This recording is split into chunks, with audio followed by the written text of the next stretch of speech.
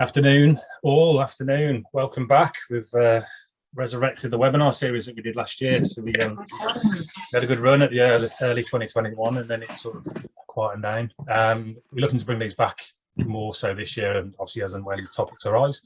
And I thought this would be a perfect opportunity to do that. So obviously we've been a huge amount of discussion in the group over recent weeks and months about whether we should be increasing our prices. Some agree with it, some don't, and I think there's a lot of nuances around it. So we thought it'd be sort of perfect opportunity to jump on and have a bit of a chat. So I reached out to Ryan, resident consultant, expert, club operator in the past, and consultant as we are now, and I pinned it on him to host for me. So here we are. So I think it's first thing I will say is obviously it's all down to the individual club as to whether you think it's right to put your prices up. I've got my opinions. I think other people have the similar opinions in that we have to take advantage of the situation we're in. It's not going to get easier. But having said that, I say it all comes down to the individual club. It may well be influenced as well by what Rishi Sunak is saying on the telly at the moment and your messages. I caught there's a 5p reduction in fuel duty. So I caught that and then I had to come up and do this. So obviously jump on and see what Rishi says later and add that to your thoughts before you do anything. But yeah, it's all very nuanced, but hopefully this will give you some food for thought, hopefully a bit of confidence about what to do. So as I say, if it's for me, put your prices up, but do it in the right way. And the last thing I'll say is think back to 2020 when gym members across the country carried on paying for 4, 5, 6, however many months when clubs weren't even open. And all we're talking here is a small increase on your monthly fee to help short-term issues around sort of increased costs. So that's all from me. On that note, I'm going to hand over to Ryan. He's going to share his screen. I'm hoping he's got host rights for him. And away we go. Ryan, let's have a look. So what I'm going to do, guys, is I'm just going to go through the presentation that I put together, and then we'll have a sort of open discussion at the end. I think that's probably the best way to do it. Create some food for thought. And then let's have an open discussion at the end. Just to give you an idea, for those of you who don't know me, obviously Gary does, and a few of the others. But I've worked for the likes of Marriott, Fitness First, Homes Place.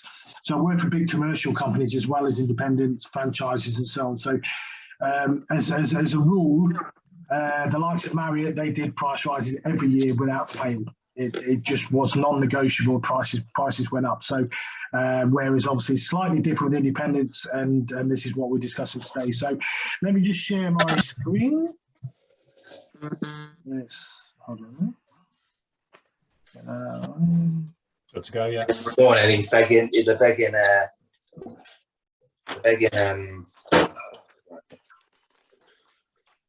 what's its name, for them to not do the VAT increase.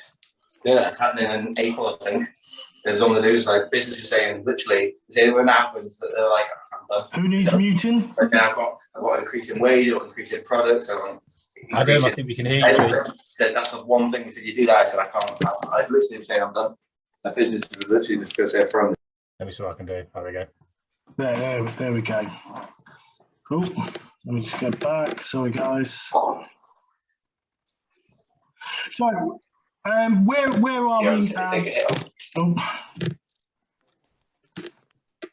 Where are the minute, guys? Obviously, costs are increasing. So, whichever way we look at this, our costs as running a business are increasing. And being an independent business, it's a lot harder for us to basically push these costs elsewhere. When you're a bigger company, you got, I don't know, like Pure Gym or whatever, they've got 280 odd clubs that they can start to feed this cost out to all of them, and it makes it a little bit easier to manage that. Just to give you an idea, Gym Group, Pure Gym aren't, but Gym Group are increasing their prices this year. So it gives you an idea, a big company like theirs is not able, I think their costs have increased £20 million a year because of their 200 clubs. I think they've got 208 clubs. and they reckon it's going to be 20 million a year additional cost because of their electricity bills and so on. So, but just to give you a few other little snippets, things like the minimum wage have increased by £2 an hour since 2017. So to give you an idea, if you've never had a price increase and you've got each member of staff, that's costing you an extra 320 quid a month. But you have 4 staff, that's what, 1,100 quid a month that you guys are paying out on additional wages. Fuel's gone up 60p a litre since 2017. Crazy, but that's, I know as a business we don't particularly see a huge amount of cost, because obviously we're not driving, we're not delivering stuff, but ultimately that will increase the cost of the supplies that we buy in. Utilities have increased 54% just this year alone. I know Rob will be able to tell you more about this, but when he was working for Core, they started introducing surcharges on kit deliveries, just simply because it was costing so much more to deliver the equipment and to get the equipment from abroad. I know container costs are up 320%. So if you want to buy a new kit and it's coming from China, it's not just a delay now, but you've got this huge additional cost that you have to pay. I know they were saying a normal shipment or a normal container was costing about 10 grand. It's now costing over 30 grand. So it gives you an idea. And inflation, guys, they say it could be 8%. Some analysts are actually saying it could be in double figures this year. So if we're looking at double figure inflation, that's all your costs. And if you don't increase your prices, you personally, as a business owner, are taking that on the chin. So ultimately, that extra 10%, 8%, whatever it is, cost, that's coming out of your pocket. So they're the sort of things to consider when you're looking at your price increases. I guess I wanted to look at the reasons why, especially independent clubs, are more reluctant to give out or to deliver price increases. The one big thing we hear all the time is loyalty. All right, so I get it all the time when I speak to clubs, and they go, "Oh, but our members are really loyal. We can't really increase the prices." Now, let's be honest here, guys. A £2 increase or a £5 increase on your membership, depending on what your price is. If it's not going to, them staying is not really going to be affected by their loyalty. If your price or your service isn't right, they're going to leave. If something better comes along, they're going to leave. Loyalty only lasts for so far, guys. You'll have a small percentage of your membership that wouldn't leave, wouldn't talk bad about you, wouldn't do anything other than stay. But realistically, guys, that's a very small percentage. As much as your members love your clubs and everything else, if something better came along, they would go and try it. They would look at it. So be careful how you run your business based on loyalty, because loyalty is very subjective, guys. So I'm not saying the members don't enjoy. I'm not saying the members don't enjoy what you deliver. I'm not saying they're not loyal. But loyalty is very subjective, guys, and it can change in a flash. Okay, fear is another one.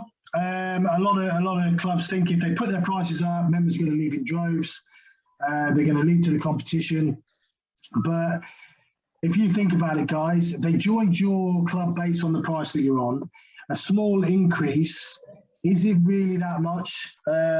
Now, I'll come on to some numbers in a minute, but if you're a £50 club at the moment, you're going to increase it by £5. It's only 10%. It's not a massive increase. It's that £5 when you break it down per week, your £1.25 or whatever it is, really stopping someone or making someone leave. I don't think it is, guys. Be brave. If you go and increase your price by 50%, then chances are people are going to leave. It's all about value, but don't be afraid to put things up. And I think the opportunity we've got at the minute with the fact that everywhere is putting price up because of inflation, you're not on your own doing it. You're not going to stand out. And if you're offering the service and you're offering what people want, then realistically you'll be fine. The third one is really understanding of the process. People don't, sometimes they don't understand their business so much. I'm not saying that's you guys on here, but a lot of clubs I speak to don't know their numbers as well as they probably should do. And so they look at it and they just carry on each month hoping that the money will come in and they'll deliver it. I think if you start delving deeper into your business and understanding all of your costs and all of your income, and they don't match up, guys, then it gives you a real understanding that you do need to change your prices. Quite often, prices are created finger in air at the start when you guys first open, and that's understandable. A little bit of research in terms of local competition, but it is a plug in terms of this is where we think we fit in. But you need to increase your prices as you go along. So if you understand your business, you understand your costs, and you understand where you're going, you'll better understand what those prices need to be. And also remember, guys, if you can't pay your bills, you will go out of business, and it's just as simple as that. So if you sit there, it's not just you having less money in your pocket to pay your own personal bills. If you don't have enough money for your business, you will go out of business. And there are plenty of examples over the last 2 years of clubs that haven't made it. So yes, because of COVID, but also because their bills are higher than the income they're bringing in. And the other one is no planning. We don't plan for these things, and it's done quite rashly, and then it fails, and people get their fingers burnt, and they don't want to do it again. Usually what happens, and we'll come on to this at the end, is if you do this correctly and the communication is strong and members are informed properly, there's usually not an issue with it. People accept. So your options, guys. Now, there are more than just 4 options, but these are the ones that when I was talking to Rob, are probably the most appropriate ones at the moment. You can do all your members. Now, for me, if I was going to do it, excuse my dog barking in the background. For me, I personally think you should do all your members. Now, there are a couple of options to this when we come to the mixed increases, but the reasons being is that it's simple to implement. You're not having to, if you've got 10 rates at the moment and then you're suddenly going to do it for new members only, you're now creating another 10 rates. So now you're managing 20. So it's a lot easier to implement. You go across the board, it's the same for everyone. Also allows you to have an annual increase in place if you do this. I don't think it's a bad thing to look at, guys. Don't just use now as an opportunity to increase it. Have a serious think about having a time of the year where you have an annual increase, even if it's 1%. The members will get used to there being an increase, with most clubs being anywhere between 30 and 50 pounds a month, independent-wise. Some of you will be more than that, but as a general rule, even if you did a minimum 1%, you get members into a habit. Then if you have bigger increases like you'll need now, members will be used to the fact that they have an increase. Like I say, when we worked for Marriott, it was an annual increase anywhere from 1% up to 9% is what I've done there. But members expected it every year. It happened in March every year with Marriott. The other thing, it allows the standardisation of price increases. So you either do on percentage or pounds, but what you don't get into an issue is different price increases for different memberships, different price increases for different categories. It becomes very harder to explain when I don't know, an off-peak membership goes up by £3 and a full membership goes up by £5 or whatever. It's if you do it as a one set price or one set type, whether it be percentage or pounds, it's a lot easier to deliver. The only negative is, as with any price increase, guys, you will get a couple of members that don't accept this. So you just have to, and that's across the board with any of these, okay? New members only, you get to reward the loyalty of the members. That's fine. Allows you to run a sales campaign off the back of it. So basically, if you are looking to keep the members' price the same, you can run a sales campaign which basically says that the price is increasing on the 1st of May, for instance. Join now and secure your rate. Okay, so you can do that. All I would say is, when I come on to the numbers in a moment, you'll find you don't actually make that much money by doing it, and your revenue increase will be seen over the years, not instantly. So are you necessarily benefiting by doing that? Creates more membership categories and admin, because you're doubling the amount of membership categories to the price differences. And once you've done this, it's very difficult then to bring everybody back in line if you wanted to a future date. Mixed rates increases, I've seen this done pretty well. choose certain categories to increase and not others. So you could do the full memberships, not the off-peak and so on. Encourage clients to move to contracted memberships. So you've got people on. So what you do is, instead of having open memberships where people can cancel at any time, you implement a contracted membership. That membership stays the same, but if you're on a non-contracted membership, the price goes up. You could do that. Or what I've seen at a club recently, which I helped implement for the guys, is you have a smaller increase for the members and a higher increase for the new members coming in. So you're still rewarding loyalty, but the increase isn't the same. And then the other thing you could do, but I wouldn't necessarily recommend it, is you do the increase as a surcharge. So effectively say to people, why costs have increased, we need to increase our costs. If those costs, or when those costs drop, the price will come down. I think the only problem you have with doing something like that is members then start to expect a reduction in the price at some point. So if you don't do it, you create negativity further down the line. So personally, I wouldn't do that, but the opportunities there.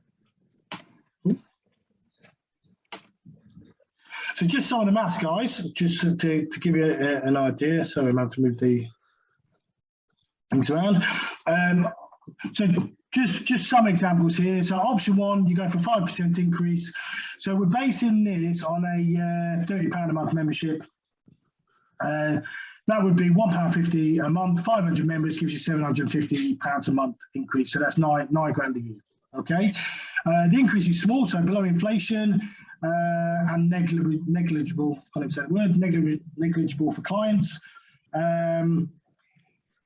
And even if you lost 24 members because of this, or you'd have to lose 24 members because of it to not having made any money. I can't see you losing 24 members, 5% to do that. You could go to a flat rate, 2%, £2 increase. Same again, it gives you £1,000 a month, 12 grand a year, and that's a 6.6% increase. So again, below the inflation, well, 6.2 at the minute, so it's round about inflation, but it will be 8% by the end of the year. The other option you could do is new members only, and this is what I was talking about. If you went for new members only, your average net sales are 30 a month. You're only going to make £60 a month increase. And this is where you're looking at going, okay, we're creating an increase for what value? It makes sales harder, potentially, but you're not getting any value out of it. So personally, I wouldn't look at that, but that's entirely up to you guys. Just some things to consider. If you're not competing on price at the moment, then a small price increase isn't going to make a big difference. So what I mean by that is a lot of our clubs are sort of £30 to £50 a month. You're not competing with Gym Group, Pure Gym on price anyway. So don't be worried that by increasing your prices by £2, £3, £4, £5 a month is going to make people suddenly run to Pure Gym or the budget change. It's not going to happen, guys. If they wanted to join those clubs on £19, £20 a month, they'd have done it already. The best time to do this is now. Everybody, even from chocolate companies to, oh God, absolutely everybody is putting their prices up. If there was going to be a perfect storm to increase your prices, now is it. Because I think people are going to be a lot more understanding of it. Obviously, take into consider those people that are already in contracts. If they're in 12-month contracts, you can't increase their rate now. You would have to wait until the end. Well, I guess you could if there's nothing in the contract, but I think from a perspective of keeping those members on side, I would wait. How long have you been open? Obviously, if you've only been open 6 months and looking for a price increase now is probably not the way to go about it. You may want to be waiting at least until your anniversary, 12 months. As I said before, considering adding contracts in if you don't already have them, it's a great opportunity if you don't have contracts to have them in. The reason why you might want to have contracts, one, Debbie might be able to help out more on this on the VAT element. You can claim the VAT back, but that's a bigger conversation.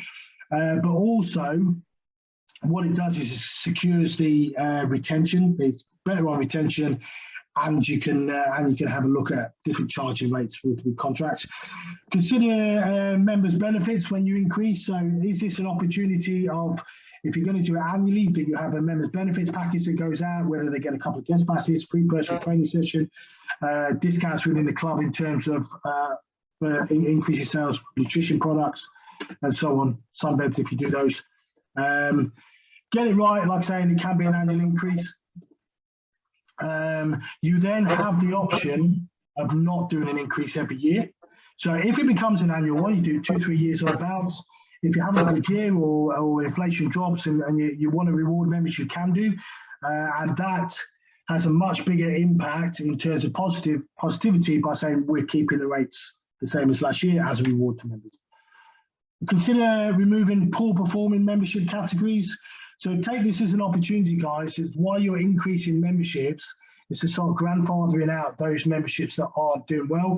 I know some clubs have like lunchtime memberships, or some clubs have off-peak memberships and don't have a huge amount of members on them. So maybe now's the time to get rid of those guys. And simply by getting rid of those, and then the odd person that joins is joining on the full rate, you're getting that uplift. Most clubs don't offer, I mean, when I was running clubs at the likes of Marriott and places like that, we quite regularly had off-peak memberships, 55 memberships, all sorts of things.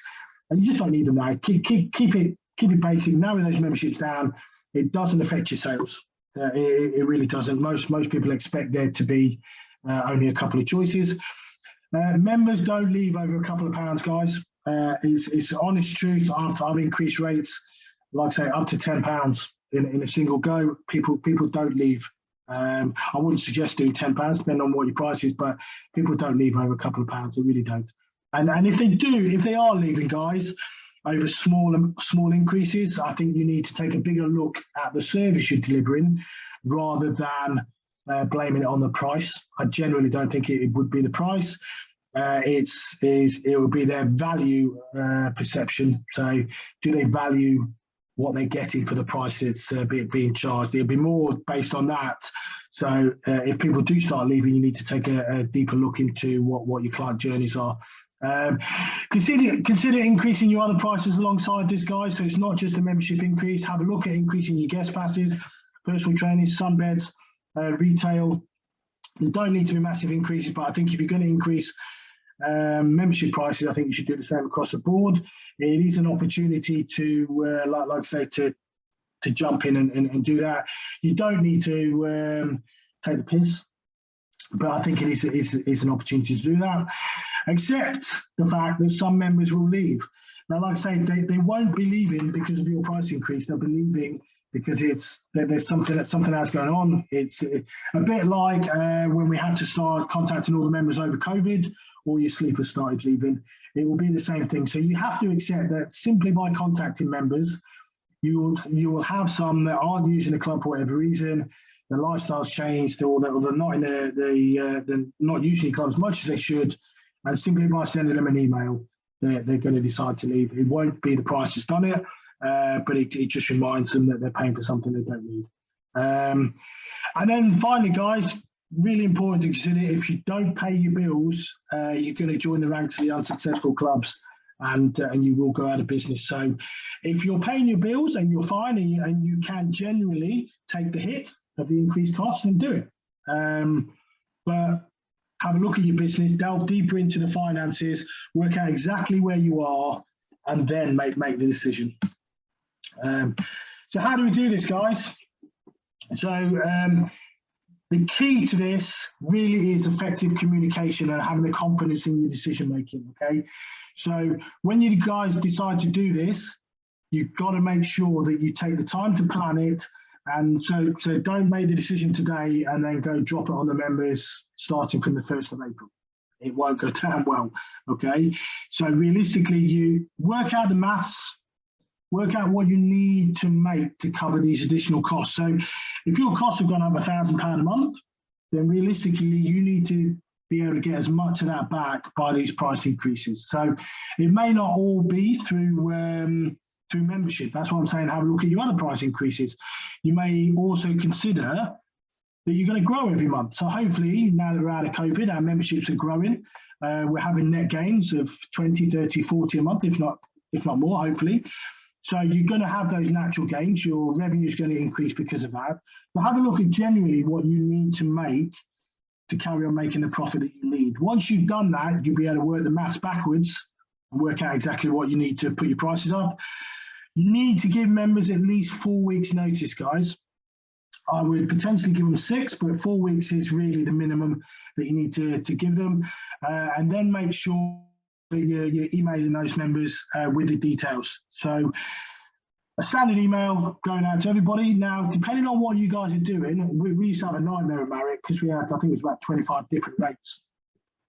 And so we had to have 25 different emails that went out. What you don't want to do, you don't want to send out a standardized email if the prices are different. So if you've decided to go different rates for each one, you do need to send out a separate email for each of those memberships. So most CRMs will allow you to split it up. I know Clubright does, and I'm sure the very Clubwise does as well. You can split the categories so you can send those out.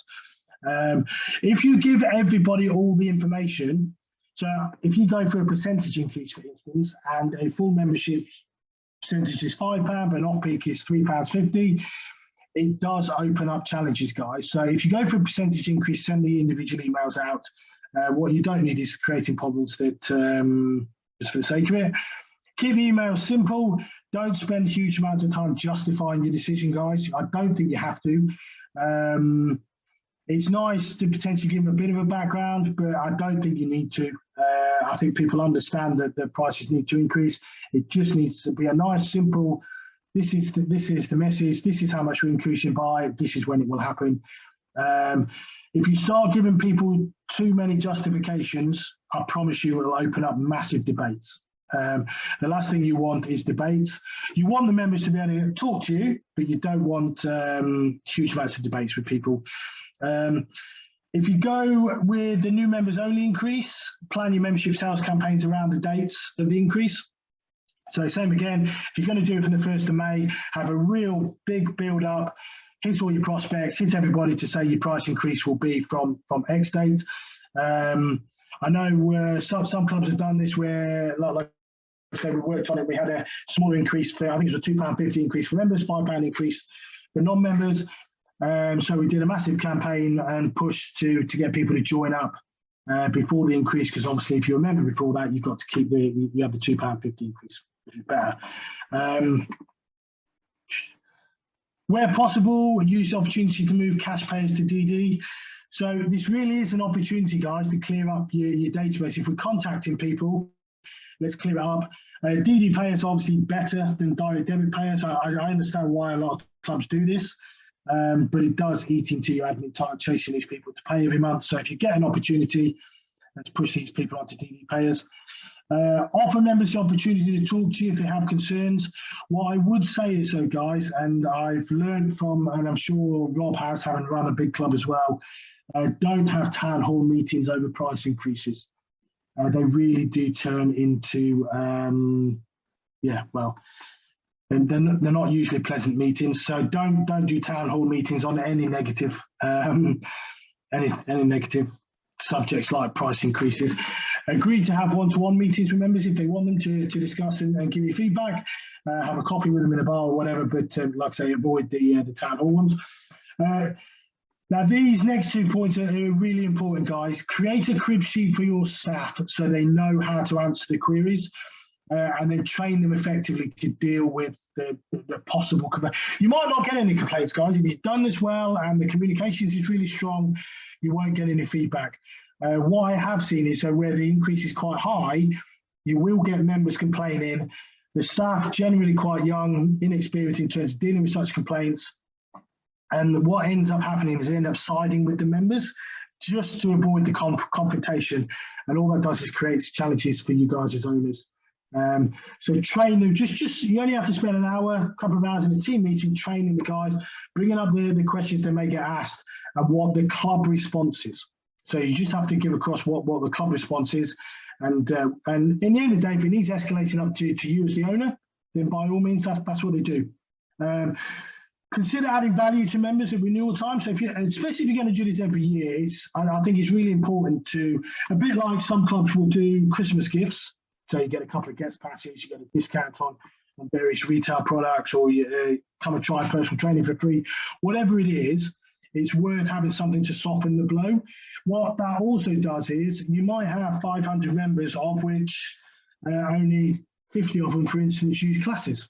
Is it an opportunity to try and push those members into classes, whether they are paid classes or not, reduce the price, gives them free access to those classes. So you're open, same with PT. How many of your members actually have PT? Is it an opportunity to give them a free PT session? Open them up to another aspect of your business. And hopefully then obviously a few of those buy it and you've got some additional sales. Like I say, consider the option of an annual increase. You don't have to announce it straight away that that's what you're doing, but I would consider it and factor that into your future budgets. Have faith in why you're doing it, guys. Most commercial gyms that I've worked for, and I'm sure Rob can back me up on this, have done price increases every year. Now, franchises tend to leave it to their franchise owners, but as a general rule, most hotel clubs will do it definitely, and most other commercial gyms will do it. They don't. You've got to remember they have shareholders, so there's no way the shareholders are going to accept a loss in their income, and that's why they increase the prices. And as an independent club, I think it should be any different. And if you have pay-as-you-go clients, send them an email as well. So a couple of clubs that I work with, they have pay-as-you-go day rates, monthly rates, and so on. So you need to consider increasing those and obviously making sure you treat them as members in the sense that they get that communication as well. And that's pretty much it in terms of the presentation, guys. Let me just... You want to stop? Cheers, Ryan. I'll just... Thank you very much. That's all right. Hold on a minute. Trying to work out how I... Take back. You can leave it on the screen if you want. I don't there we go. Yeah, cool. Yeah, thank you for that. I think you did a great job of running through the reasons and the options and how to go about doing it. So hopefully everyone agrees. I've scribbled down a few bits myself, so I've got a few points I'm going to just mention. I've got some stats from our research that we did, which I probably should have said at the beginning, but it'll give you an idea of what everyone else has done or is doing. There's a couple of software CRM companies in the room, and I'm going to call on them for a bit of an opinion as well before we open the floor. So just put them on the spot. So I'll come to them in a second. So first off, for me, I think there's never been a better time. The sentiment out there, people know the costs are going up across the board. Like with lockdown, everybody knew the issues and carried on supporting gyms. If done right, the sentiment out there is members will want to support the independent gyms. They know electricity costs and gas and all those costs are going up. They sit in everything. So I think done right, don't be scared. Don't be worried about putting your prices up. So that's the first point. I like Ryan's idea about adding value. And for me, if you're sending a letter out, it's a bit hard on email, but if you send a letter out, just drop 2 guest passes in for everyone as a little sweetener. The prices are going up, they understand it, but use that as a lead gen tool at the same time. If you can get names and numbers from, 2 names and numbers from half of your members, sort of 500 new leads that you can then use to add revenue later on. One thing I used to do when I was at the Warwickshire Golf Country Club, now this was a slightly different beast. It's 6,000 members, 4,000 of them were in the health club, £72 a month. This was 10 years ago, so it was very high end. We were 12-month contracts, and we had in the contract, written into the contract, we had a rate renewal date. So if you've got contracted members that you're worried about putting the price up, it might be wise to amend the contract slightly to say you have a rate renewal date. Advertise it on a notice board in the club. It's only got to be a little sign saying when that is. It's a fixed point of the year. And that way you can include all members, if you wanted to, even contracted members, to say your price will be increasing as well. We'd have it on the back of the contract. We'd have them sign an initial to say they'd read the term that the rates would increase within their membership agreement within the 12 months. So I think that's useful to do as well. So those are the first sort of the 3 points that I've sort of picked up and wanted to sort of share. In terms of the research that we've just done, so a lot of you have recently completed a survey. We sent this market survey form out. One of the questions was around price increases and what your intentions were. Now, the interesting point was within the last 12 months, this may be recurring again. Within the last 12 months, 31% of gym owners have already increased their prices. That may have been literally 12 months ago. It might have been last month. So there's already an appetite there because people know that the owners know the prices are going up. 16% of gym owners are planning to increase their prices in the coming months as well. So that's almost half of independent gyms. 47% are either have or are increasing their prices. 25% are unsure. So that could go either way. And I think that probably falls into the loyalty factor, fear and not knowing, and fear of potentially what you could lose. And 28% said they've got no plans of increasing prices. So it's an interesting mix. Half have or are increasing the prices, 25% are on the fence, and then there's 28% that just said no. So that kind of tells you where you are, sort of thing, in regards to everyone else. So those are my 3 points. Now I'm going to sort of short notice. I can see Neil in the room, and I can see what was Shannon has changed pretty rapidly into Grant. So that's a transformation. Shannon's still here as well, so we're on. Grant, you're obviously unmuted at the minute. What's your sort of feedback and experiences with price increases from before and current sort of times? You muted yourself again. There we go. Okay, sorry. Yeah, I've just jumped on. So I think price increases are something that has to happen. Everyone's costs are going up, but I think if you can give more value as well, I don't think people have a problem with it so much. So what we've done in our club, in the Fit Club, is we've put up our prices for all existing members. Kept the prices the same for our existing members and put all of our prices up for any new people that are joining. And we're adding more and more value into the club. What we plan to do, though, is continue to add more value, give a free PT session or bring in new bits of kit, some group training sessions extra, and then we're going to add that service and then increase the price to our existing members. Some of them they're paying from the various different promotions that we've run. The prices are all random. So what we're going to do is try and increase everybody.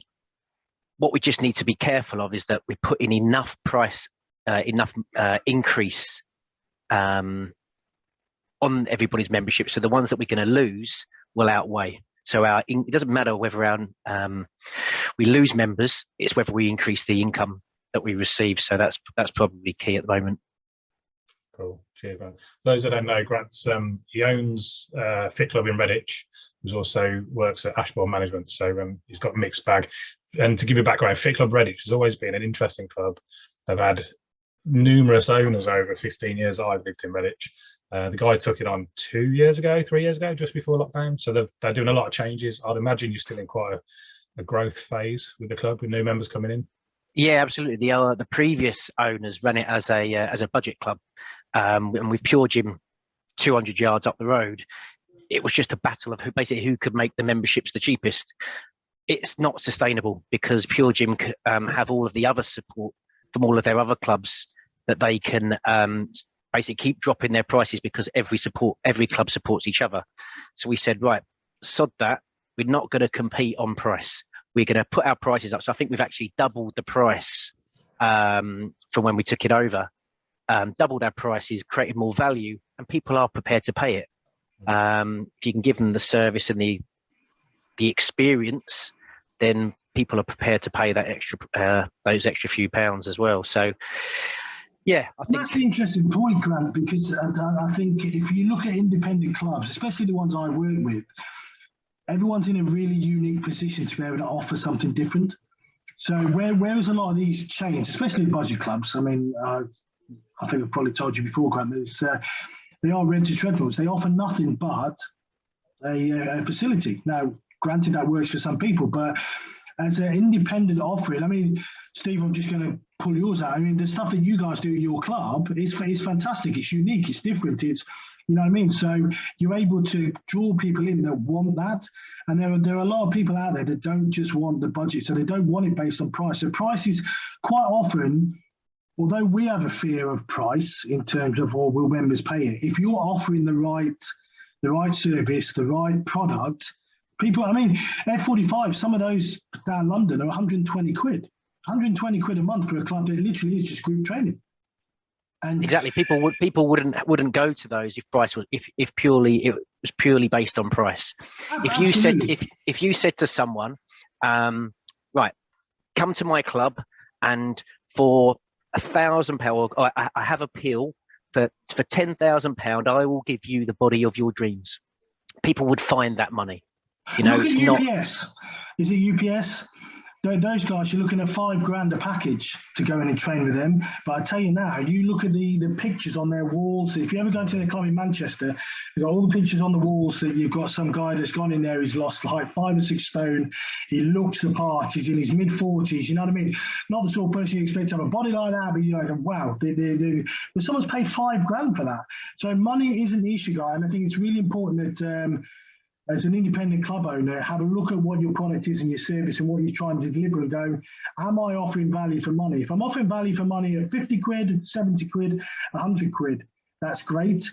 Then charge it, because why should you be cheaper just because someone else in your local area is charging 20 quid? It's really not about that. It's what you guys believe you can deliver. And then you've got to own it. You've got to deliver what you promise you're going to deliver, because if you charge £100 a month and then you don't deliver what you're promising, then you're never going to, you know what I mean? You deserve to fail. That's the reality. If you're a cheap price, and I think years ago Levi's did the same thing when Tesco started to sell Levi jeans in Tesco's at a discounted price.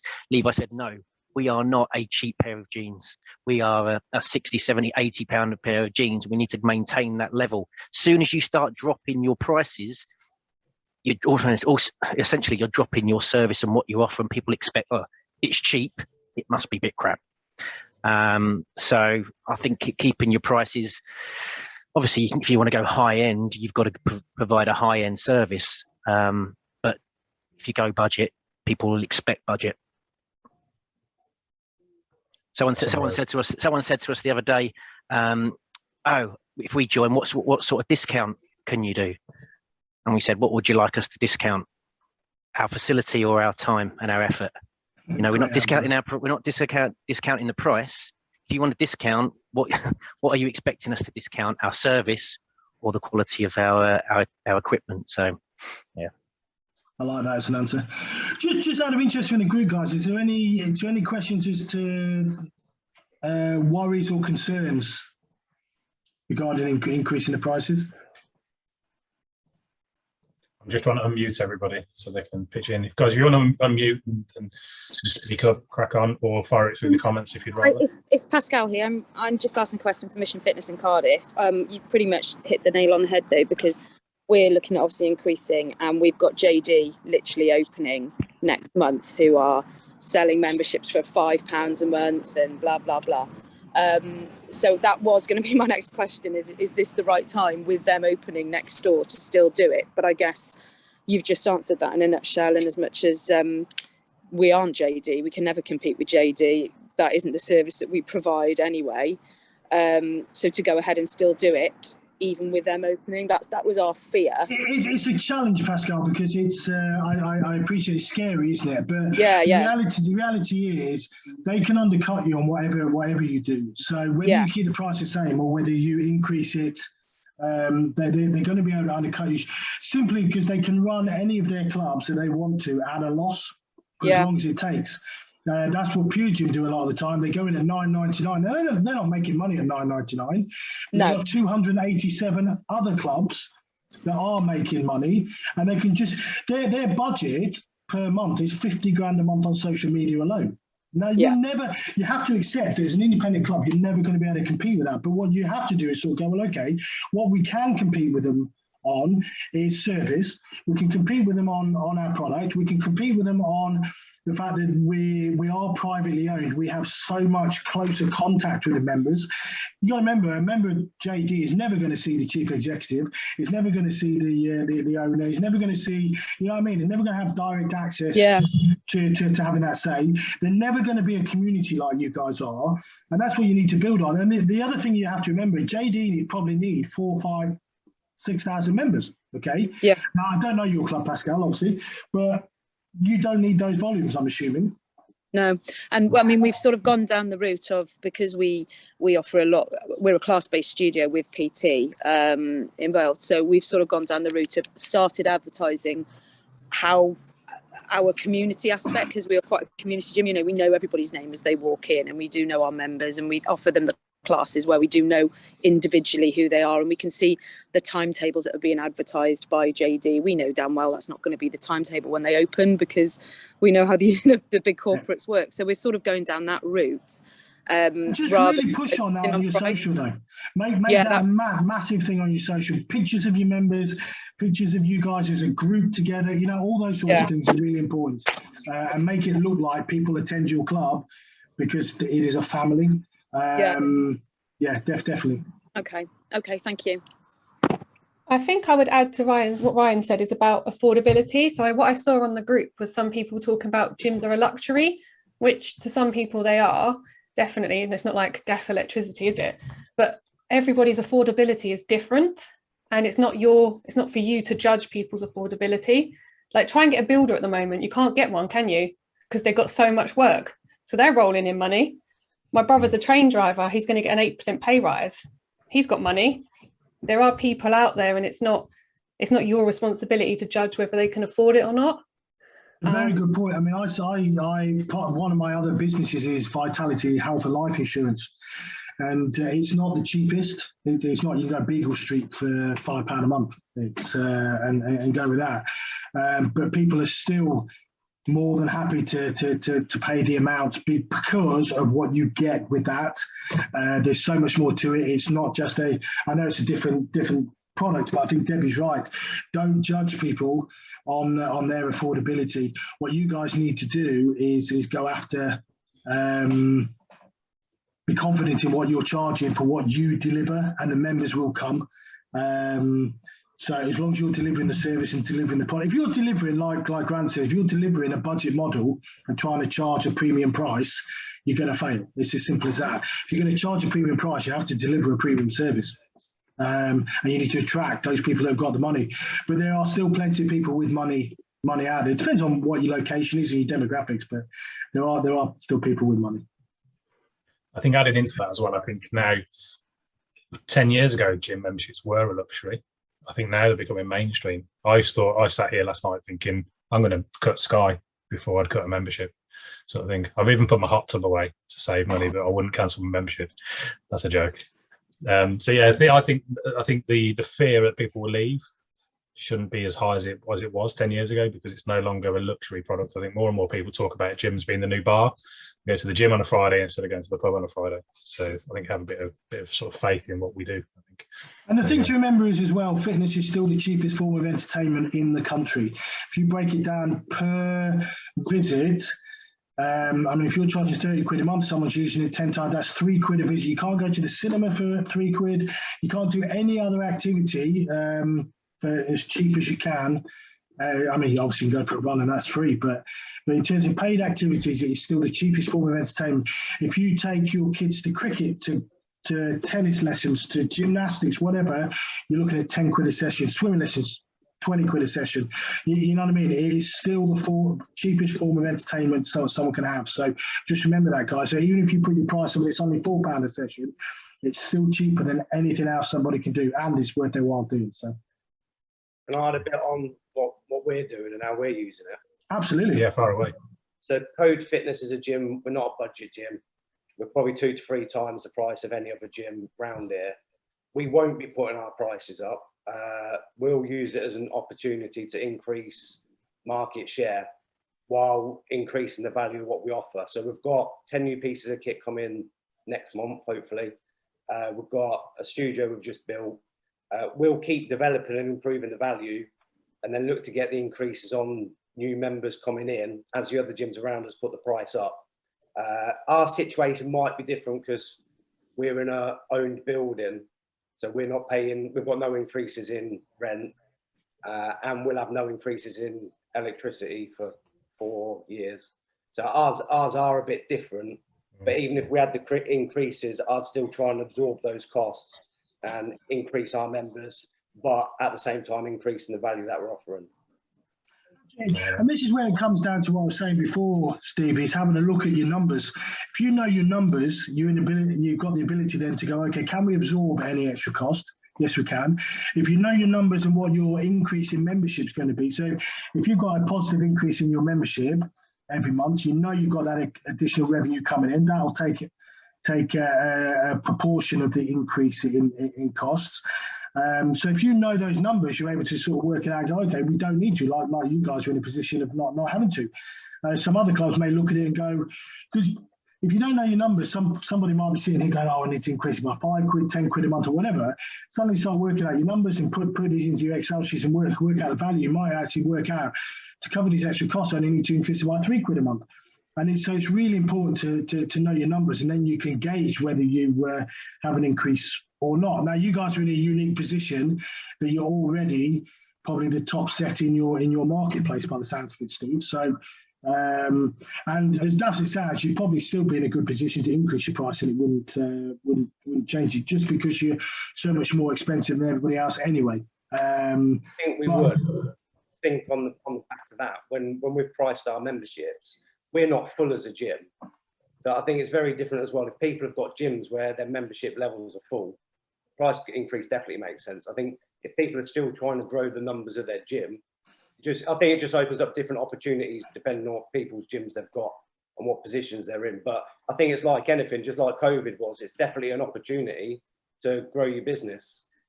It's just how people go about doing it and what decisions they make. Absolutely, and know your numbers. Like I say, know your numbers. You can make positive decisions, and if you feel you need to, and it is right, then increase them. It's not right for everybody to increase their prices. Absolutely, if you don't need to, and you can absorb those and still bring in the profit that's needed to grow your business, and absolutely keep them where it is, and that's a positive in itself. And you can use that as a positive message, like you're going to do. So if everyone else is increasing, you can have that positive message that goes out there. We're keeping our prices the same this year. You know what I mean? So you can have that. So it still points in the way we could increase our prices next year and so on. So, but have a look at it, because it's everybody's business will be different in this. Absolutely. And but it's making sure you're doing it for the right reason. It's like you said, it's about knowing your numbers. Steve obviously knows his numbers. He's got a very smart partner. And Steve doesn't know his numbers, is that what he's saying? Steve does. If he didn't, I'd be a bit shocked. It's about knowing your business and knowing your business model. Like, I've got one client and they're charging £40 a month, but what they're offering is definitely not a £40 a month service. It's much, much higher. And I was saying to them, if you go and compare to other clubs and what you're doing, your price should be higher, especially with your location. So they don't just need a £5 increase. They need like a structurally different price structure. So, what you might find with them, Debbie, they might have to do that over 2 or 3 years. Yeah. So just have a fairly significant increase every year for the next 2 or 3 years to bring them up to the level that they needed to be. So it's just about understanding your business, isn't it, really? Because like Steve said, they're not doing a price increase because they know what their business is doing. So the other thing that we're looking at doing as well is bringing in a premium package. So yes, you're on this package here at the moment, and this is what you get. However, if you would like to have increased booking privileges, or we're gonna bring in a premium class, then you can upgrade to the platinum membership. So they're not actually getting anything different, but you're just creating a brand new level of membership and saying, if you would like to become part of that group, that's going to cost you another £5, £10, £15 a month. So you're actually inviting people to pay more rather than telling them that they're going to pay more. So we're going to bring in a platinum membership, which gives you booking privileges for all the classes. So obviously all of our classes are pretty much full. So if some people can join a better group and guarantee their spot, they will pay it. So rather than telling them, this is what you're going to now pay, if you pay this, you will get this. Isn't the choice then, is it? Yeah. Any questions from anyone else, guys? A lot of the muted folk at the moment. Has anyone got anything they want to ask? Everyone goes quiet at this stage, don't they? No, I think the key then, if people haven't got questions, Rob, is if they need something, just I'm happy for someone to reach out and ask questions if they need to privately. Yeah. Because sometimes it's people don't want to discuss it personally on a group call. So if people do want to reach out, they're more than welcome. Just send me. This is obviously being recorded, so I'm going to post this, get it on the YouTube channel, because that's what we do nowadays. I'm going to go on the YouTube channel. I'll post it in the group. It takes a few hours because it's really slow, but we'll tag you in the comments, Ryan, and you can obviously reach out. People will rewatch this. If anybody does have questions that come up, jump out to any of us. Obviously, Grant's around, Shannon's around. Ryan can answer any questions as well. But and sounds like that. Well, I mean, if you want to look at your finance stuff in terms of, really delving a bit deeper into what your numbers look like, give Debbie a shout. That's what she does for a living. So there we go. It's fantastic. So I think it sounds like we're pretty much done, unless anybody does have any questions they want to fire in. No. That's the wrap then in that case. Guys, thanks for joining us. Hopefully it's provided some food for thought. Maybe give me a bit of confidence to crack on and implement a price increase, or just stick with the decision to sort of soak it up and offer more value. But yeah, on that note, thanks for joining us, and we'll see you on the next one. Cheers, guys. Thanks, guys. Thanks a lot.